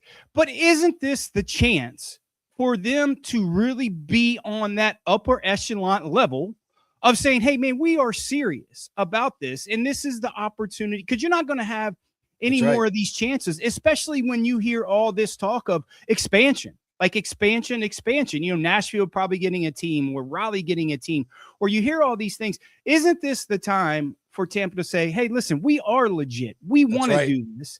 And let's just step up and do it, because for the numbers and what you say and your passion and the passion of people, it sounds like a win-win. Now, it's a long-term project, but all these big numbers things are long-term projects. It's just what they are.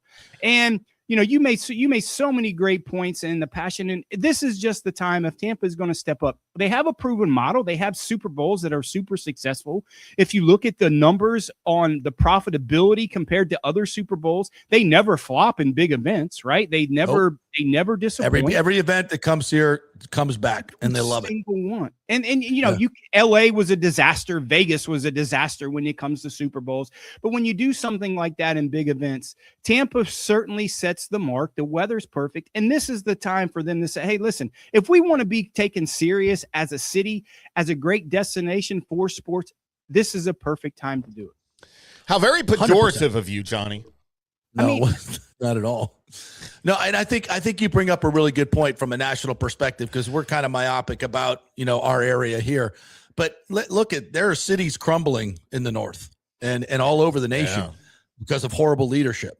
Once great cities that are crumbling. Detroit. And we have an opportunity because we have much better government here in the state of Florida, and Tampa as well. We're not, and it's one thing I don't even know the party affiliations of those councilmen, because they're not partisan. Everybody has an opinion, and that's fine, but they're not partisan. They have a reason for their opinion. It's not because I don't like the other guy, and I can't let anything pass that he says, even if it's the greatest thing ever for my community, I got to say no. That's not what we're doing here, and that's why we can get shit done. But we have an opportunity as these cities crumble to become the shining city on the hill and say, look what we're doing and how we're doing it. And this project is just big time, man. It's huge, and it puts us on the map as the absolute best place to hold any big event. Imagine we got a big ass football stadium, which by the way is going to get renovated as well. And now we have a big ass baseball stadium right across the street, and a big ass entertainment complex right in the middle that has everything you will ever want. And we're going to throw some light rail in there and have the best big ass airport in the nation right there. It's all there. And we have it all within our grasp to do this if we have bold, great leadership. And now, if we have people that are pinching pennies and clutching their pearls, and that might be, this might happen, this might happen, and then we might. Well, I ain't got time for that. You want to be great? Yeah, and I could come up with 1,000 things that might happen. But you know what? I know what definitely won't happen. You say no to this, we're going to look like a shit city, and we'll be Oakland, who lost their baseball team. We'll be Montreal, who lost their baseball team. They lost everything. I mean, is that what you want to be? You want to clutch your pearls, and that's what you want to be? Not me. Bold is for the brave, right? I mean, you got to make big steps. Fortune favors the bold. Yes, that's right. Big impact. And I'll revert this a little bit to golf, and I know this for a fact. Valspar's been a great sponsor. They're going to continue to be a good sponsor. And again, I want to say this correctly. It's Valspar's not a second tier event when it comes to event itself, but on the big landscape of them not getting a signature event or things like that, it is still one of the top 10 most viewed, audience supported PGA Tour events on the PGA Tour. And it doesn't have the big names a lot of the times, but it's still supported so big. That's just telling you, even though hey, listen, we have the support of no matter what size it is. Why don't we just make it bigger? Make it big. This is if it's not now, when? Like when? Yeah. Like I don't know when it's going to happen again. You have the money. The money's there. You have the people to support it. That's going to support it with the bread. And how many times in business and sports business that you have a collective group of people, and that you have the names. I know the names. You tell me the names. Most of the people know the names. It's in this collective group to make this happen. Yeah. They're some of the most powerful people in business and sports. I mean, and they chose us. Ridley is just not sports royalty, and he is business royalty. I mean, it's just wedded. It's just, there's a handful of people that, I know Tim knows that when they talk in sports business, people listen. And Fred Ridley is one of them. He just is. Yeah. You listen. So, and 100%. Why aren't they listening? Why aren't they and that's listening? like, Fred Ridley does not fail. I told the commission last night, there's 10 other cities. They're hoping to God that you screw this up.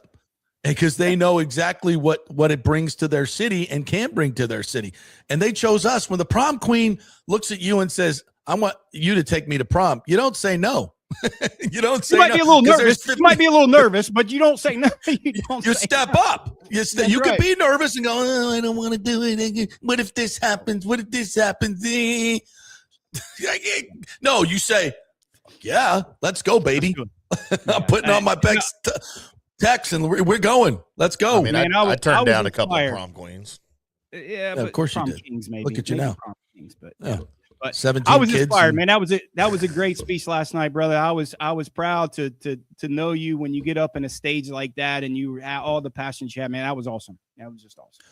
Holy shit! Look at this. This is the biggest super chat we've ever gotten right here from my man Jimmy J Voyager, who, by the way, is so vision impaired that he can't drive a car and Ubered. He took his own Uber, probably $50 last night, to come on over from Pinellas County to be with us for 5 hours at that commission meeting, and got up in front of everybody.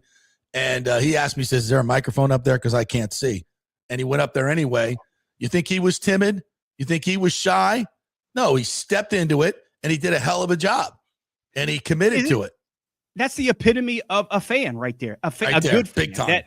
I mean, if that doesn't tell you everything you need to know that it's going to be supported and it's going to work, I don't know what it is. I don't know what to tell him. I don't. He says, thank you, JP, for organizing the meetup yesterday, and everybody who showed up in support of the Rays Stadium project. Had a great time and loved meeting all of you. Thank you to the new ownership and lots, and let's get this deal done. So, yeah, thank you, buddy. Nice. You are awesome. You are the epitome of the effort because you care.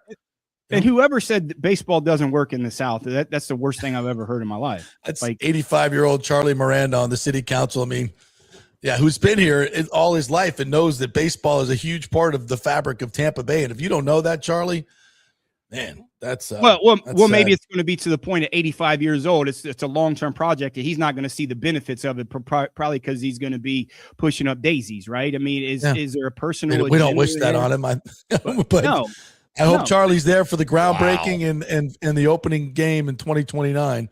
And I'll say, Johnny. I told you you were wrong again, Charlie. You were wrong again. And I just hope personal agendas like that the guys who would want to push it forward don't say, hey, listen, it doesn't matter to me because I'm not going to see it anyway, so I might as well just say no, it doesn't matter. So I don't like that type, but you could probably get some of that, and I don't. Yeah. It's not fair. It's not fair. But great job. Another super chat. Damn. Just came at $20. Alex Nunn said, I'll do something too. I'm excited about this deal. Let's get it done. Love the Petermans. And God, I love baseball. Absolutely, Alex. Thank you so much, man. God bless America. God bless America. God they ago, hockey wouldn't work in the South either. And look what it's That's doing. right. That's right. We're doing a pretty good job. It's working. Hockey works better in Tampa.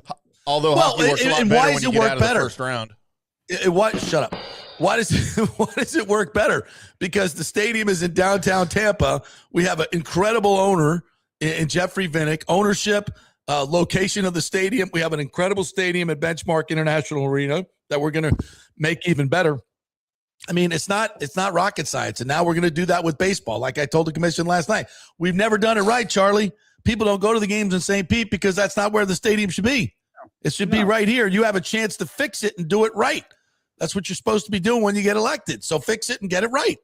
And St. Pete is more of a touristy area anyways. It's more transit than it is in Tampa. I mean, it just is. I mean, there's more to do and people might not like it. And also, there's a lot of. I love it. Nah, shit. I lost you guys. Sorry. We got you. You took your, we can hear you, but you took your camera off and, as handsome as you are, we should keep that up. I got fired up just like you did. Let me jump back in 2 seconds. I love it. Yeah, it's what happens when you criticize city councilmen in Tampa. They shut down your camera. That's JP. He kicked off Twitter. Oh, God. You don't bring me back to those days, bro. That is lost his Twitter.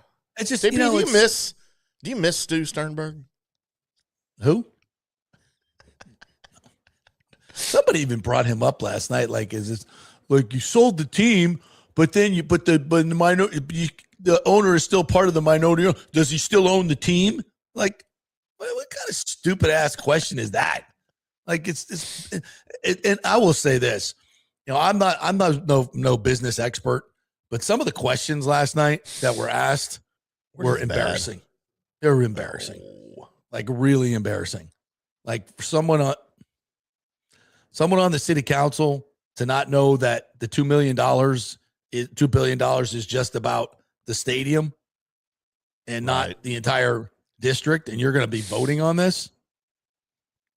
Talk about misinformation in the wrong place. Wow. I think they'd be better informed. So is Johnny coming back ever? I don't know. I guess he broke his camera. He came back in, and then the camera disconnected again. Was it Charlie that brought up Stu? I'm like, I don't know what the hell that was all about. And I'm glad Alan Clendenin, by the way, joined us. This chair of city council joined us this morning and had a lot of great things to say. And first and foremost, and we're going to get this out and it's going to go viral. Deal's 99% for him. It's 99% closed. So that's how optimistic he is. And he's in the room with all the different numbers that are going around. Devin says, can we get an extended show today? Well, if Johnny doesn't show back, I still got Bucs to talk about. So if he doesn't show up quick and give us his bets. All right, let's go through his bets because I think he lost connection there.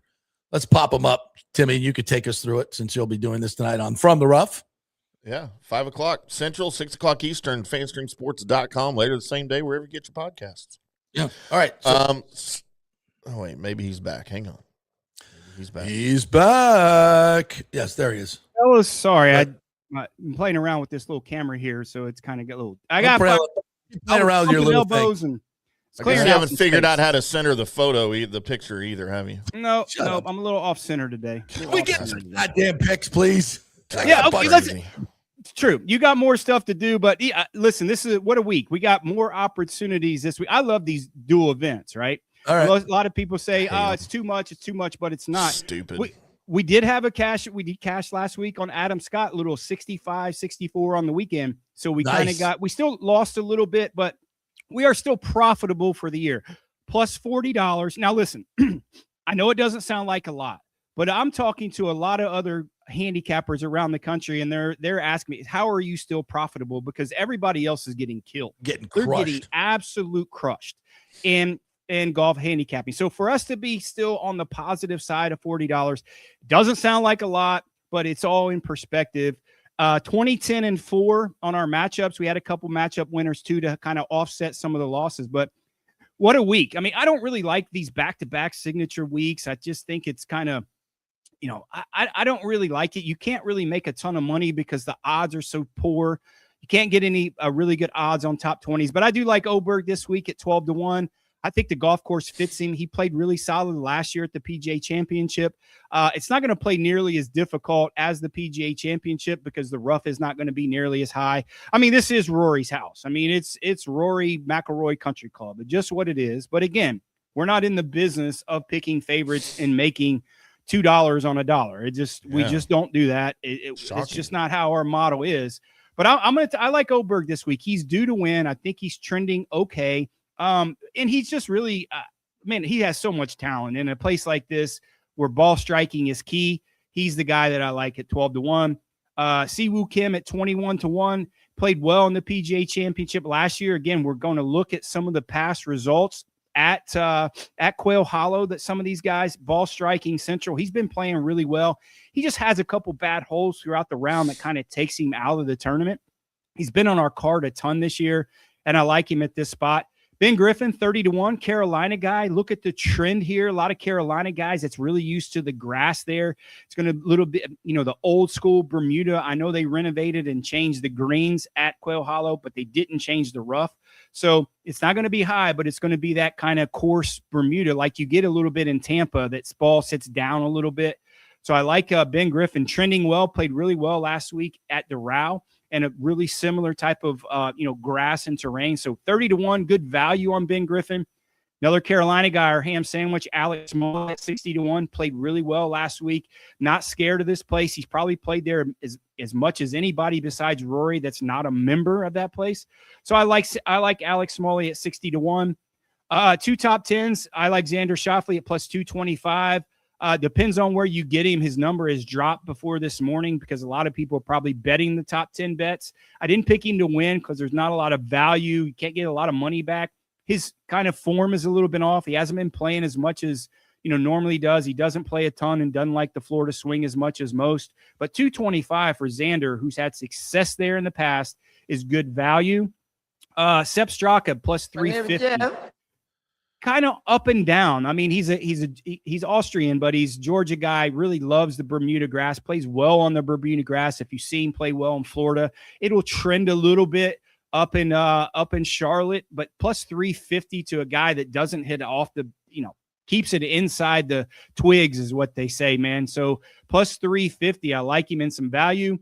And you look at a couple top tens, Nick Taylor plus 220 and JT Poston plus 270. Extreme value on JT Poston. Finished fifth at the PGA Championship there last year. He's a Carolina guy. I like him. He hasn't had great form yet this year, but I think this is kind of where he kind of gets hot. He usually plays well in the fall or in the spring and going into the warmer months in the summer. Like him at 270. And Nick Taylor's starting to trend very well.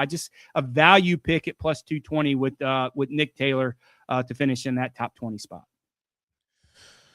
All right, good stuff, my friend. Are we going to do the Myrtle Beach one? Yeah, let's just jump in real quick. We can run it down. Right. We'll cover this more tonight at 5 p.m. Central. But a couple guys you can kind of pinpoint to have some good value. Jackson Super on the board? You do, and here's why. Thomas his own. All right. I love it, and here's why. This golf course in Myrtle Beach is extremely tight. I think you have to be a little creative, and it's extremely tight. He's had a couple weeks off getting in this field, but if you look at the value at plus 2,800 to finish in the top 10, there was no top 20 match, or there was no top 20 picks on BetUS this week. They only had top 10s, so you see some of that value that you will get extremely well. But Jackson Super, I like him. Listen, he's a guy that I don't know if he's ready to win yet, but on a golf course like this, that's, he's got plenty of length. He's going to get to the par fives, but it is tight. Like he plays there at Palmacia. He's not going to be scared of those trees kind of being a little bit congested in there. So I like him in that spot. You look at another guy in our winner's circle, Sami Valimaki. He's got some really good length, but if you look at the past two winners of this event, this is kind of where Chris Gotterup got his start. And then last year, Ryan Fox, who's played this golf course very well, his game fits that mold like those two guys for this place. So if you look at a guy, if you really just kind of want to play a little bit on this alternate field event, I would put a little bit more money on Sami Valimaki and then Jackson Super to finish in the top 10. But we'll go over the full card tonight for Myrtle Beach tonight on From the Rough at 5 Central. All right, sounds good, my friend. I love that Jackson Super pick. I love it. I love it. Yeah, top 10. I like it. That's where. I like it. This is more like a Corn Ferry field, I mean, right? it's The second, not Corn Ferry, but it is, it's still a PGA Tour event. You don't get nearly as many points, but you don't have the bigger names, because it's an alternate field event. I mean, it's not Puerto Rico or it's not Dominican. It's a little bit higher of a tier event with them. But hey, you never know, man. Some of these guys that might miss the cut or in Charlotte might try to go down there and play in that because they're real close. But what do you think? This is a live event? Get out of here with that. Yeah, right. No, it's not a live event either, right? But I like Jackson Suber a lot this week. I do. I just think the golf course fits him. Like I said, he's not going to get scared. And with the field that, you don't have quite the biggest of names, I think he's going to feel a little bit more comfortable. And he's had some success in some of these smaller field events. And I think he's going to have the same, especially at 28-1. I mean, to bet $100 to win 28 just to finish in the top 10, extreme value there. And I think he's going to be pressing a little bit. I think he knows he needs to play well, but pressing for that guy, I think is pretty good. I think he's kind of a gunslinger a little bit, but this place is, and he goes low. He goes low. Yes, I think this place is going to fit. And don't be surprised if he's in the, leading after the first round or in the top 5 after the first round, gets off to a hot start.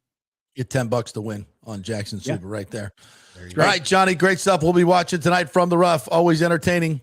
Appreciate you. Appreciate it, fellas. Let's have a good week. Yes, let's do it. Let's make some money. All right, I did promise some Bucs coverage. We got rookie minicamp coming up this week, so we'll look at all the draft picks coming in, and there's a couple. I think they handed out the numbers today too, or was that yesterday? Do you care about that? People care about uniforms and numbers and stuff. Oh, I'm a huge uniform number freak. Yeah, you are. So Ruben Bain's number announcement comes with great fanfare, according to the great folks at Pewter Report. By the way, my boy Nicky Numbers is going to be doing dual duty. He's going to go over and work at Pewter Report as well, leaving on 3 for a little Pewter Report action. So You'll see him pop up there as well. So congrats to him. So as Pewter Report says, there was plenty of early talk about the Bucs' first-round pick and whether he could get the number 4 he wore at Miami from kicker Chase McLaughlin. But Bain made it clear during his press conference that he didn't care what number and jersey he will wear. I'm told it's already been taken. It's busy right now. A kicker. So Bain announced that he will wear number 3. Huh. What do you feel about? I like single digits on the defensive lineman. Absolutely. Yeah, I don't have a problem with that at all. Trotter's going to wear 45. Interesting. Yeah. Gives me a little PTSD though. Devin I White. can only imagine. PTSD with Devin White. Yeah, for sure. Let's see. Hurst is going to wear 17.